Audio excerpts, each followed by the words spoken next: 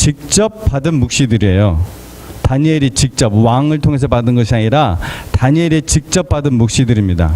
그래서 이 7장부터 12장까지는 이 다니엘의 시대부터 심지어 어디까지 가냐면은 종말론적 메시아의 나라, 그 나라가 도래하기까지의 전 역사의 전개 과정을 대제국들의 흥망성쇠를 중심으로 해서 아주 다중적으로, 아까 말한 대로 몇 개의 봉우리라고 했잖아요. 이게 이제 다중성, 몇 개의 봉우리 다중적으로 보여주는 묵시들을 다니엘이 지금 받았던 연대순으로 지금 기록을 하고 있는 것입니다. 그래서 7장은 저번 주에 얘기했던 것처럼 벨사살 왕, 어느 나라 왕이죠? 바벨론 제국의 마지막 왕입니다. 벨사살 왕 원년에, 그러니까 주전 539년에 멸망을 했고 주전 522년에 벨사살 왕의 원년이거든요. 그러니까 주전 벨사살 이 왕 원년에 주어진 묵시예요. 그래서 이 묵시는 그 당시 시점으로 볼 때 가장 임박한 사건은 무엇이었습니까? 바벨론 제국의 멸망이었죠. 그래서 이 바벨론 제국의 멸망부터 시작해서 그 뒤에 이제는 바사, 그러니까 메데 바사 혹은 바사, 메데 바사가 나중에 이제 바사가 되는 거죠. 그 다음에 나타나는 나라가 뭐였죠? 여러분이 한번 얘기해 보세요. 이제 헬라 제국, 그 다음에 로마 제국. 기억하시죠? 그 순서. 안 기억하세요? 얘기하니까 그냥 기억이 나죠?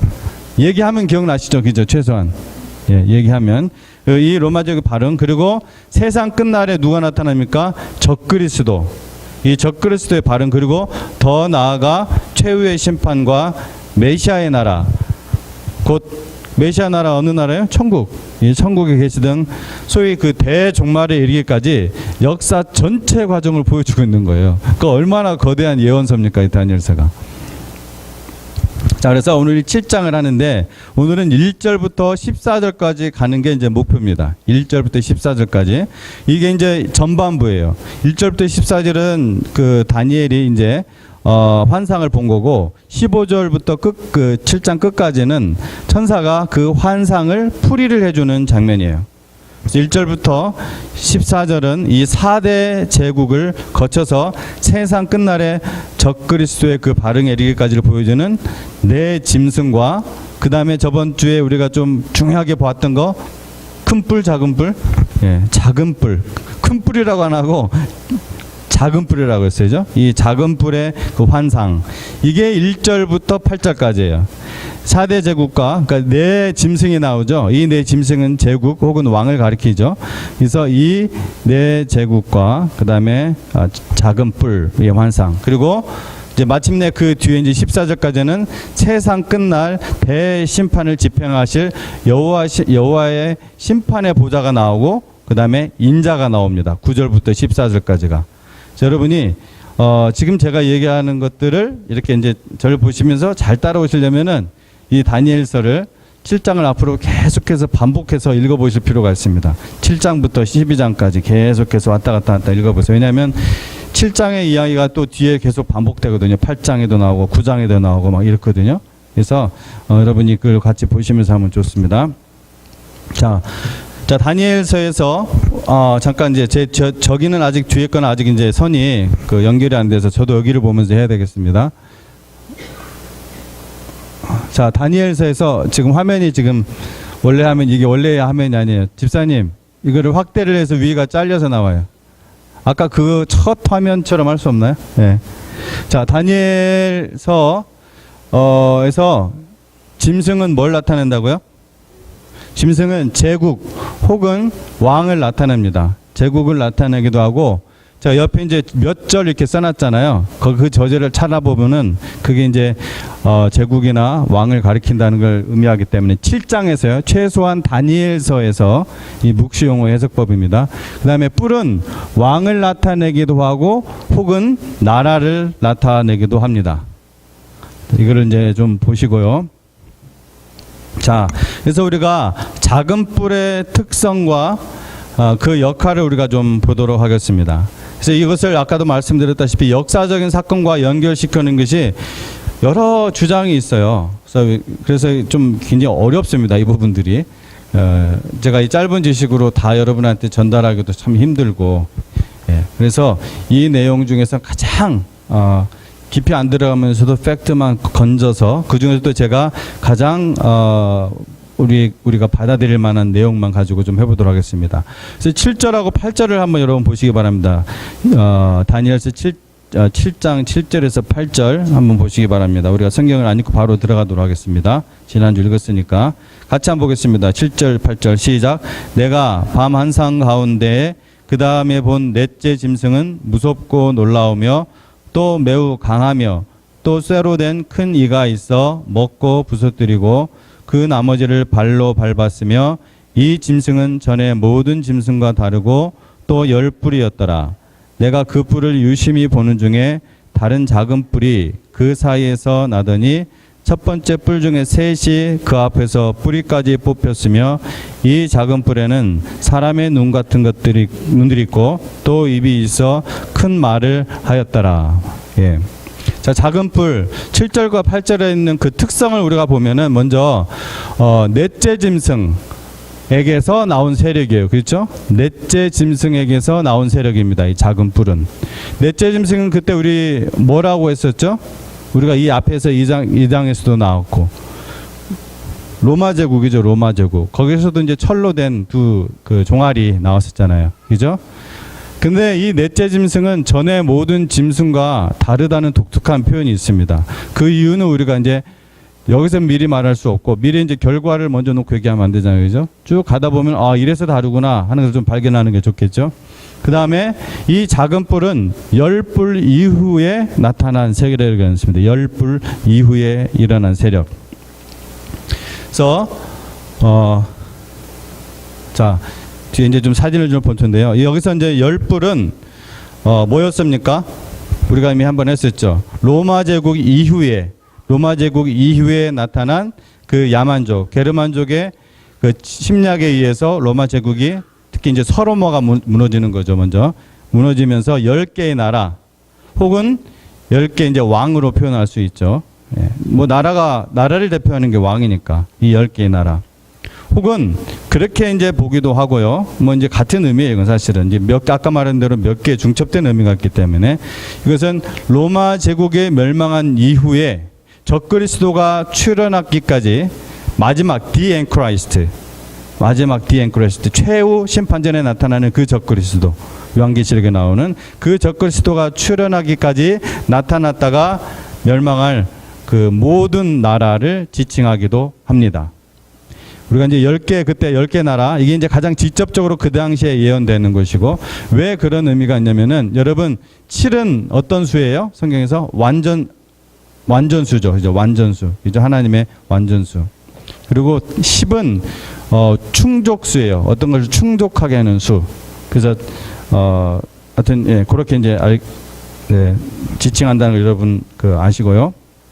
그래서 이게 이제 나중에 이제 요한계시록 17장 1절에서부터 12절의 내용에 이 내용이 반복돼서 나오는 내용이 있습니다. 그러니까 다니엘서가 주전 6세기에 기록된 거잖아요. 그죠? 아까 우리가 주전 522년에 이 벨사살 왕의 원년 때 이 예언을 받았다고 했잖아요. 근데 요한계시록은 AD 90에서 100년 정도에 우리가 기록된 것으로 보거든요.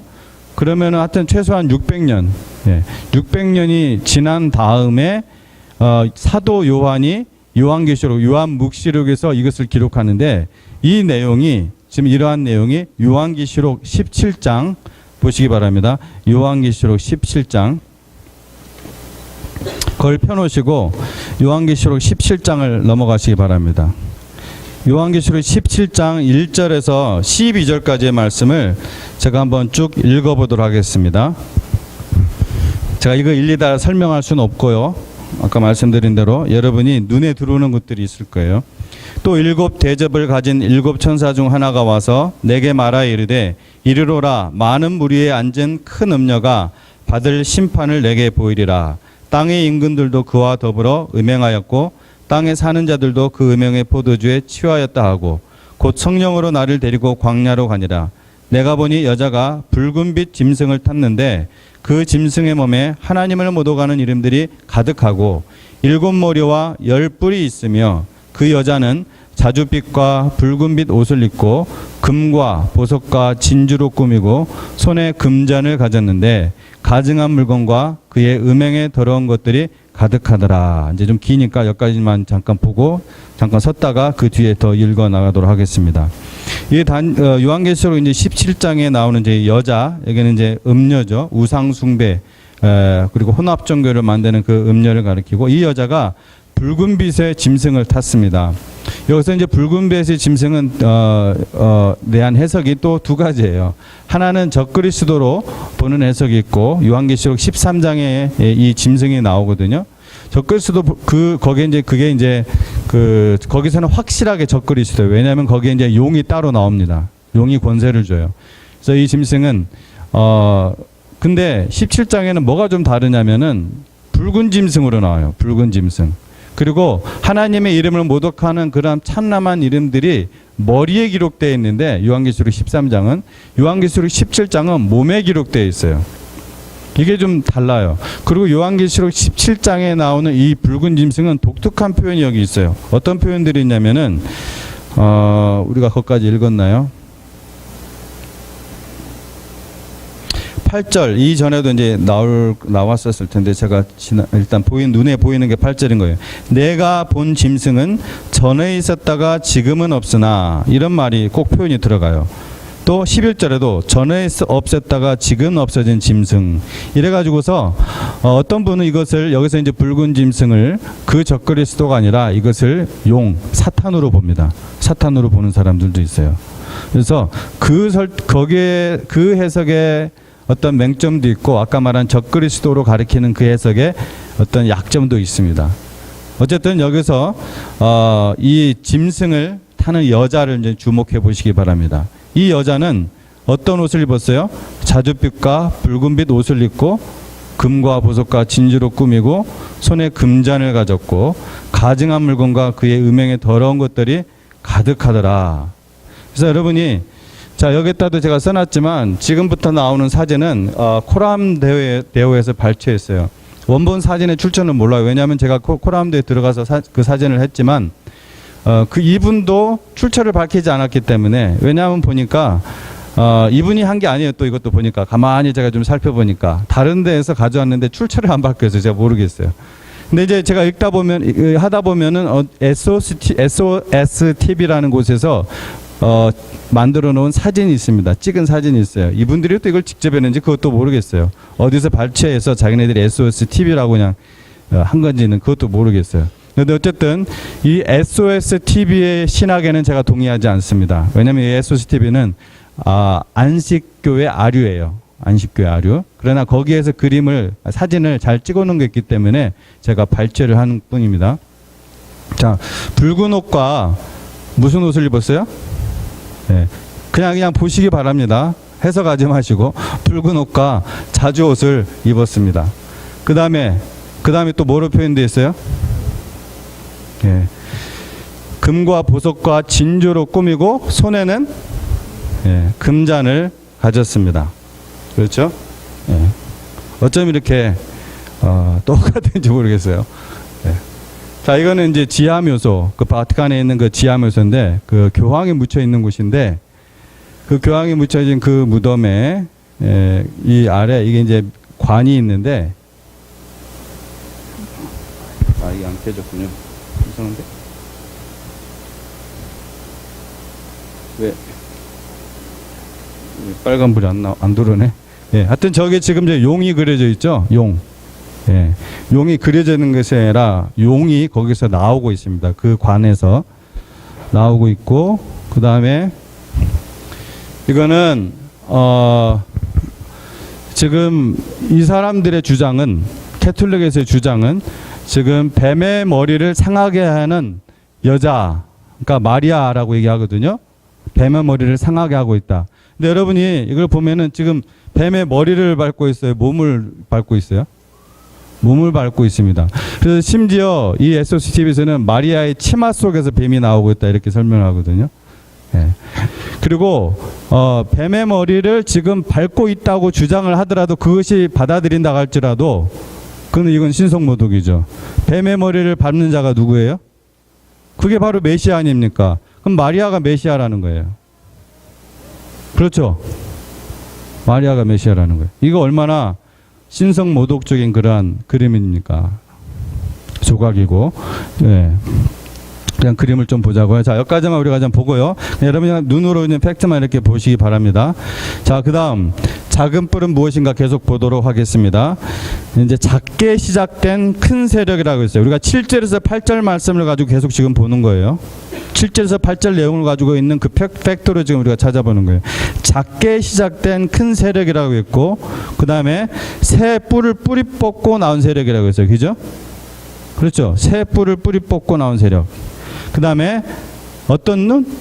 사람의 눈을 가진 세력이라고 했습니다. 사람의 눈. 그렇죠? 예. 사람의 눈. 작은 뿔인데 그 뿔에 뭐가 있다고요?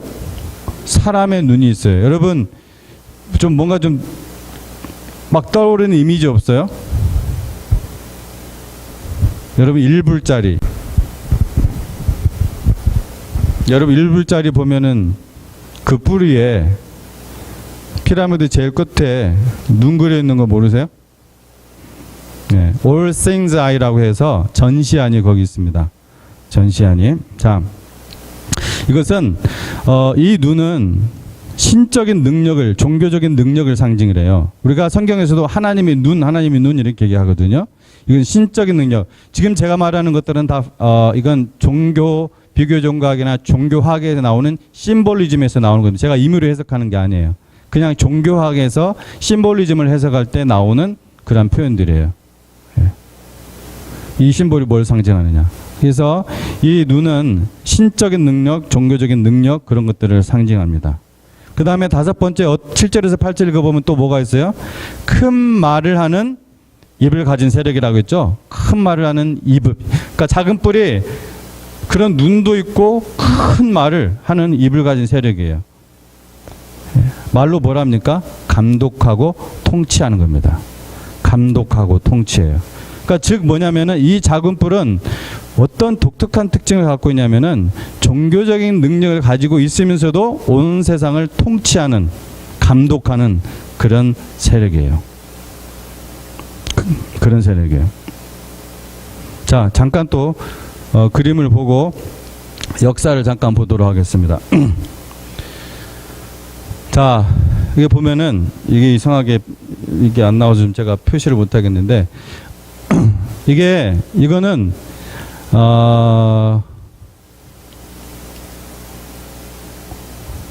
그냥 카만 센서예요. 요즘 여러분 들어가서 제3의 눈 혹은 송과체 이런 말 검색어 넣으시면 그냥 너무나 많이 나옵니다. 이것은 그냥 상식적. 그리고 이것을 지금 많이 지금 사람들이, 온 세계 사람들이 추구하며 이러한 능력을 지금 가지려고.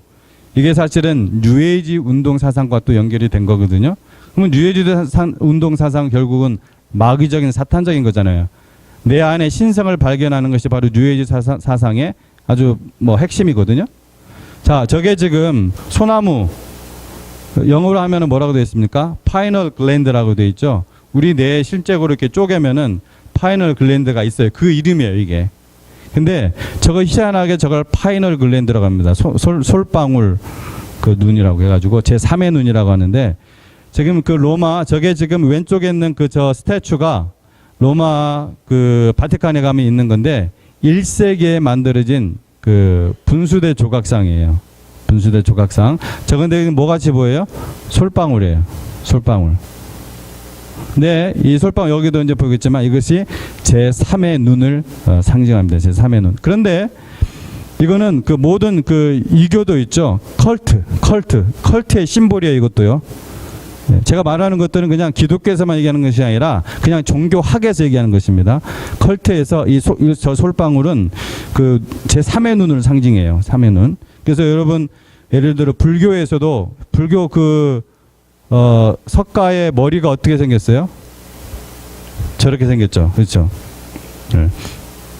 자, 영은 다 그 뿌리가 같기 때문에 그래요. 사탄이 한 영이기 때문에 다 같기 때문에 다 공통적으로 나오게 됐습니다. 근데 이제 로마 교황이 들고 있는 지팡이 보이세요? 로마 교황이 들고 있는 지팡이, 저 위에 예수 그리스도가 십자가에 못 박힌 게 있죠. 근데 그 아래 저게 바로 솔방울이에요. 저게 솔방울입니다. 내가 또 하나 했나 모르겠는데 저기 또 있네요. 예, 다른 각도에서 또 보인 겁니다. 죄송합니다. 제가 직접 찍어서 하면 훨씬 더 좋겠지만 최대한 찾은 게 그밖에 없어서. 예. 저게 솔방울입니다. 제 3의 눈. 자, 이제 역사를 한번 쭉 그냥 읽어보도록 하겠습니다. 326년에 320 AD예요. 여기서부터는 AD. 예, 로마 시대 이후니까. 자, 제일 처음에 타이틀을 한번 읽어보죠. 다시 한번. 제가 쓴 타이틀. 시작. 몸과 영혼의 왕 행세를 하는 적그리스도. 이제는 몸에 대한 왕만 하는 행세가 아니에요. 영혼에 대한, 아까 말했죠. 눈과 입.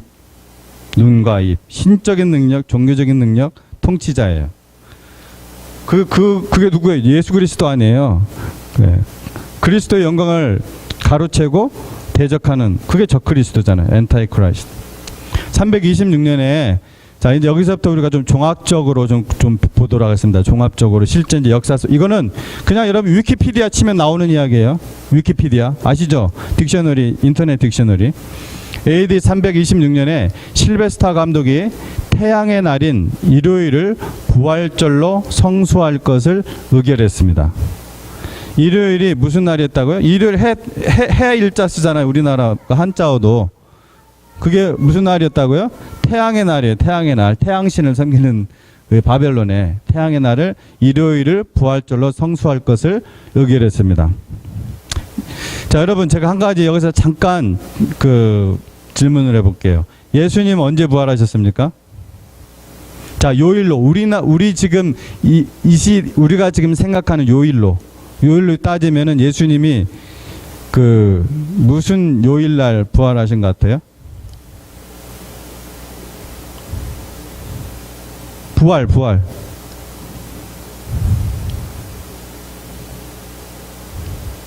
진짜 이거 보고 저는 깜짝 놀랐어요. 제가 계속 몇 년 동안 여러분 말씀드렸잖아요. 예수 그리스도는 언제 잡히시고 언제 죽으시고 언제 부활하시고, 제가 수요일마다 제가 여러분 강의를 해드렸어요. 근데 이번에 제가 다시 보면서 다른 각도로 보면서 뭐 변한 건 하나도 없어요. 근데 이날은 유대교인들은 그러니까 유대교인들 중에서 크리스찬된 사람들 있잖아요. 이 사람들은 안식일 날 부활하셨다고 그래요. 안식일이면은 토요일 날 해 지기 전까지가 안식일이잖아요. 근데 지금 여기서 지금 뭐라고 했어요? 일요일 날 부활절로 정했다고 했잖아요. 근데 여러분 둘 다 아니에요. 일요일 날도 아니고, 제가 여러분한테 가르쳐든 거 3년 동안 계속 얘기한 거 가만히 생각해 보세요. 무슨 날이에요? 토요일 해진 후에요. 주일 날이 아니에요. 그러니까 일요일이 아니에요. 근데 그날이 사실 언제예요? 그날이 바로 주일이 시작되는 날이죠. 해가 졌으니까. 그러니까 참 희한하게, 아주 희한하게 유대교도 틀리고 캐톨릭도 틀린 거예요. 제가 지금 얘기하는 게 무슨 말인지 3년 동안 안 들으신 분은 뭔 말인지 모르겠지만, 다음에 제가 다시 한번 예수님이 그 행적을 제가 시간별로 다시, 제가 아주 오랜 세월을 연구한 겁니다.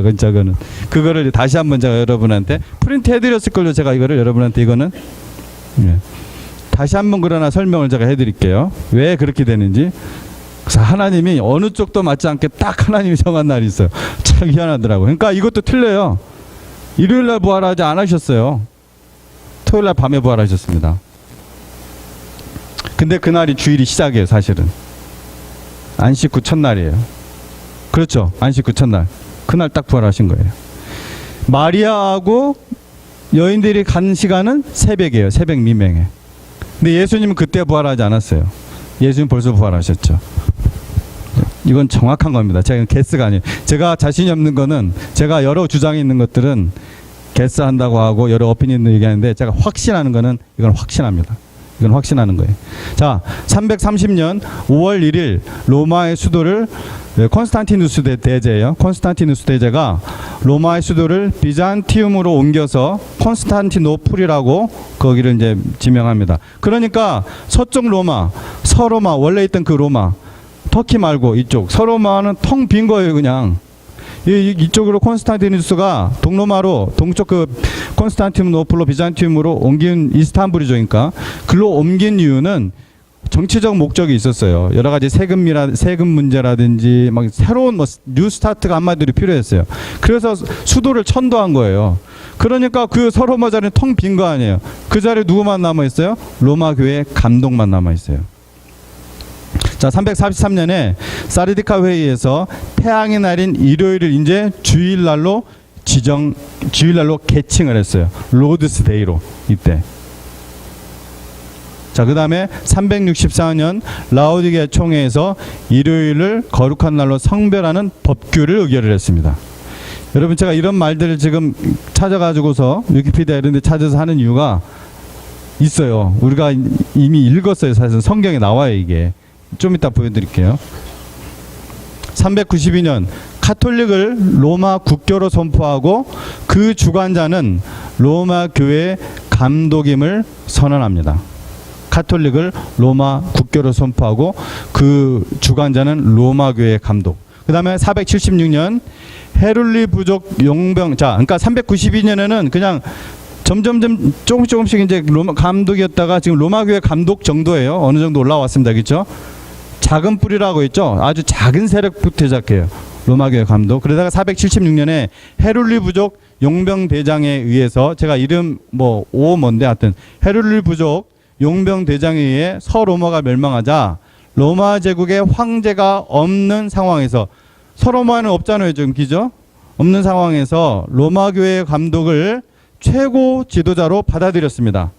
드디어 서로마를 지금 로마 교회 감독이 통치를 하는 거예요. 이제 종교적 지도자 정도가 아니라 정치적인 세속적인 통치자가 된 거예요.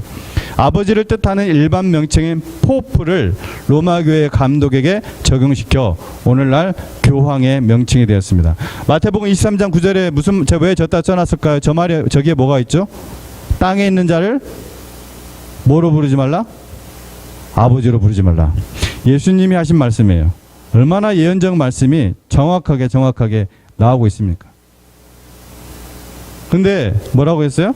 땅에 있는 자를 포프, 아버지라 명칭하는 거예요. 지금 하나님 말씀에 정확하게 지금 대적하면서 나가고 있습니다. 493년 로마 교회와 동로마의 적대 세력인, 그러니까 동로마하고 있고 서쪽에는 로마 교회가 있잖아요. 그죠? 적대 세력인 게르만의 부족 헤룰리, 아까 나왔던 그 헤룰리 있죠? 제가 빨간색으로 해놓은 거를 잘 보세요.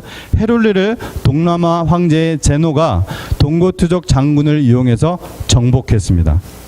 534년 반달족을 뿌리 뽑고 538년 동고트를 뿌리 뽑아서 교황권 세계 지배의 예언상의 시발점이 됩니다. 이게 538년이. 자, 392년. 이거 왜 또 나왔네. 예. 자, 그러면은 우리 여기까지 봤는데요. 반복해서 이제 제가 다시 보지는 않겠고 시간 관계상 그 뒷부분을 보도록 하겠습니다. 7장 25절 말씀 보시기 바랍니다. 일단 아까 뿔이 셋이 뽑혔다고 했죠. 그죠? 뿔 셋이 뽑혔다고 했죠. 그죠?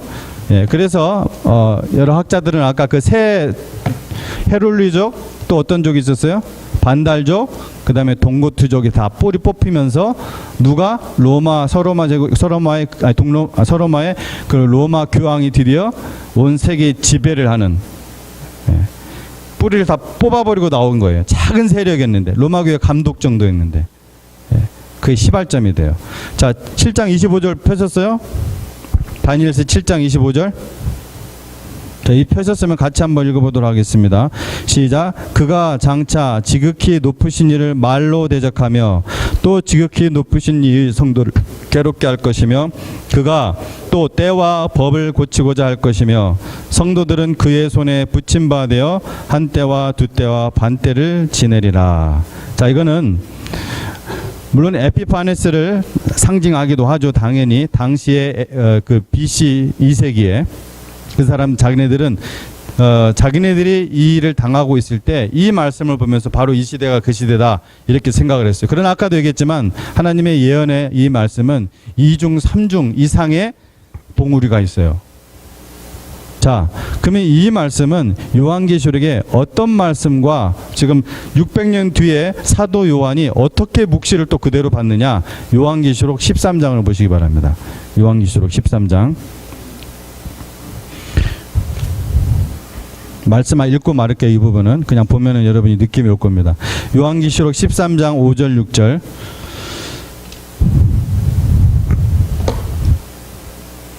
같이 읽어보겠습니다. 찾으신 분 시작. 또 짐승이 과장되고 신성모독을 말하는 입을 받고 또 42달 동안 일할 권세를 받으니라. 짐승이 입을 벌려 하나님을 향하여 비방하되 그의 이름과 그의 장막 곧 하늘에 사는 자들을 비방하더라. 아까 우리가 7장 25절 읽은 말씀하고 어떻게 비교가 됩니까? 7장 25절 뭐다 있어요? 그가 장차 지극히 높으신 이를 말로 대적하며 또 지극히 높으신 이의 성도를 괴롭게 할 것이며, 예. 그렇죠? 여기 총 세 때 반이 거기는 요한계시록에는 달로 나오죠. 몇 달로 나와요? 42개월. 그렇죠? 예. 42달. 그리고 하늘에 사는 자들 누구예요? 성도들. 이게 지금 요한계시록 13장 5절 6절과 연결된 그 말씀입니다. 자, 작은 뿔에 대해서 우리가 계속 보는 거예요. 그 작은 뿔이 하는 일이에요. 지극히 높으신 이를 이렇게 말로 대적합니다. 약 600년 뒤에 사도 요한이 똑같은 환상을 본 거예요. 그 다음에 또 뭐가 있어요? 우리가 7장 25절 읽으면서 또 있던 그 특징이 뭐냐면 뭐와 무엇을 변경한다? 때와 법을 변경하려 한다. 아까 때 변경하는 거 봤죠? 봤죠? 네. 봤잖아요. 우리가 안 봤어요? 기억 안 나세요? 그래서 제가 보여드린 거예요. 이거 바꾸고 있는 거 역사 속에서 어디 숨겨진 역사가 아니라 너무나 분명하고 아비어스하게 그냥 세계사상에서 나오는 역사적 사건이에요. 그게요. 그 다음에 법을 변경하려 한다. 이게 캐톨릭의 10계명입니다. 캐톨릭의 10계명. 1. 한 분이신 하느님을 흠숭하여라. 2. 하느님의 이름을 함부로 부르지 마라. 3. 주의를 거룩히 지내라. 4. 부모에게 효도하여라. 여러분 이상하지 않습니까? 자, 최소한 여러분 뭘 이상을 느끼게 되냐면은 우리가 가지고 있는 성경의 10계명은 4계명까지가 하나님과 관련된 거예요. 근데 한 계명이 어디로 날아가 버렸어요. 하나 더 넣었어요. 이 사람들은 거기를. 그러니까 뭘 하나를 뺀 거죠. 자, 첫 번째 계명 보도록 하겠습니다. 첫 번째 계명부터가 좀 우리 성경에 기록된 거 좀 다르죠. 첫째 계명은 하나님 앞에 다른 신을 두지 말라. 네. 내 앞에 다른 거 두지 말라고 했잖아요. 네. 어쨌든 뭐 그렇게 해석했다고 치고 첫 번째 계명은 두 번째 계명이 뭐예요? 근데 하늘, 땅, 바다에 있는 거 어느 거 형상도 만들지 말고 거기에 절하지 말라고 했잖아요. 형상 만들지 말고 거기에 절하지 말라고 했는데 로마 캐톨릭은 온갖 형상과 온갖 여러 가지 성화와 다 만들었는데 이거를 바꿔야겠죠. 자기네 그거 다 만들었는데 법을 바꿔버렸어요. 얘네들이 법을 자기네를 계속 하려고 그거 하려고 법을 바꿔버렸어요. 그 계명이 아예 없어져 버렸습니다. 빼버렸어요. 세 번째 계명 아예 이제 여기다는 노골적으로 안식일을 기억하고 거룩하게 지키라고 했는데 아예 여기다가 태양일, 자기네는 지금 태양일이죠. 태양일을 주일로 바꾸라고 법명을 만든 거니까 자기네가 주일을 거룩히 지내라. 그러면서 9, 10대 있는데 마지막 10번째 계명을 9와 10으로 나눠놨어요.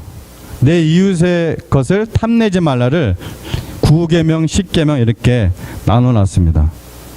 그래서 때와 법을 바꿨죠.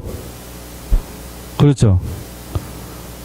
야, 뭐 얼마나 소름이 쫙쫙 끼칩니까 이게. 하나님의 말씀이 얼마나 정확하게 진행되고 있는지 우리가 이제 볼 수가 있습니다.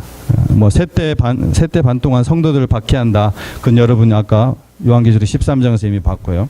그러니까 이거는 한마디로 말한다면은 우리가 여러 가지로 우리가 뭐 이거저거 이제 해석을 할 수 있어도 중요한 건 뭐냐면은 작은 뿔은 바로 적그리스도. 예, 적그리스도. 그 적그리스도를 상징한다는 것을 분명히 알 수가 있죠. 계속해서 역사 속에서 분명히 드러나 보고 있고, 제가 누구라고 이야기 안 했어요. 근데 그냥 여러분한테 사진만 보여드렸습니다. 여러분이 추측할 수 있도록. 그래서 이 7장에 나오는 이 작은 뿔, 또 이제 우리가 이제 나중에 9장에 보면은 한 왕의 백성이라고 나옵니다. 다 동일 인물이에요. 한 왕의 백성.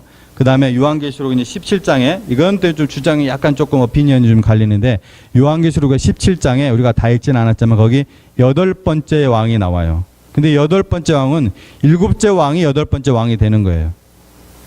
여기서부터 이제 좀 복잡해요. 하여튼 걔가 다 전부 다 지금 만일 8째 왕을 이제 적그리스도로 본다면은 전부 다 이게 이제 한 동일한 인물, 적그리스도를 가리킨다는 것이죠.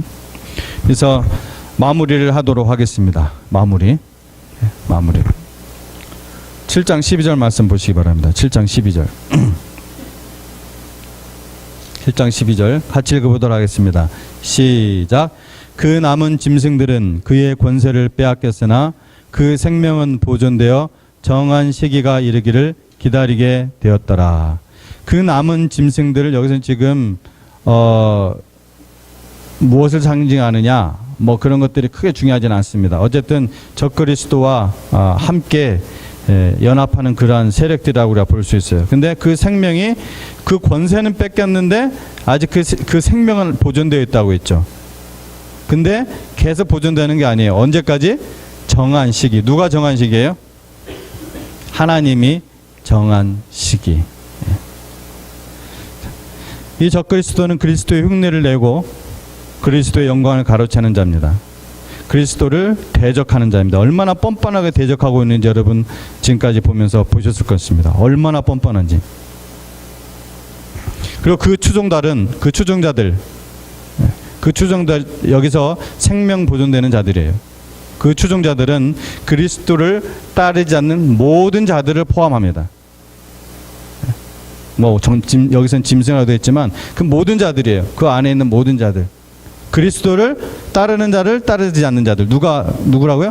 그리스도를 따르지 않는 그 모든 자들이 생명이 보존되는데, 아무 일도 없는 것처럼 생명은 보존되는데 끝까지 보존되는 것이 아니라 정한 시기. 뭐예요? 최후 심판. 하나님의 그 최후의 심판이 이를 때까지 뿐입니다. 그래서 예수님께서는 마태복음 12장, 아까도 12장 봤는데 마태복음 12장 30절에서 이렇게 얘기했습니다. 나와 함께 아니하는 자는 나를 반대하는 자요, 나와 함께 모지 아니하는 자는 해치는 자니라. 딱 둘로 나눴어요. 생명이 보존되어 그저 심판의 시기, 정한 시기를 기다리는 자, 아니면 성도로서 그 성도의 나라에 들어가는 자. 여러분 어느 쪽에 있습니까? 우리 모두 다 예수님과 함께 모이고 예수님과 함께 하는 자, 거기에 속한 줄로 믿습니다. 우리는 하나님께서 우리에게 주신 생명이 보존된 정도가 아니라 우리가 살아있으나 또 죽으나 사나 내가 주의 것이로소이다 하는 그 고백, 성도에게 주어질 그 나라를 사모하면서 이 땅에 아무리 지치고 힘들지라도 어디에서 구석쟁이에서 정말 세상 사람들을 보기에 하찮고 정말 개구리가 펄쩍펄쩍거리면서 하늘만 쳐다보고 있는 그런 삶을 사는 것 같다 할지라도 성도에게만 주어지는 그 성도의 나라를 바라보며 하나님과 함께하며 그리스도와 함께 모으는 그러한 믿음의 삶을 사시기를 주의 이름으로 축복합니다. 기도하겠습니다. 하나님 아버지 감사합니다. 오늘 저희 함께 모여서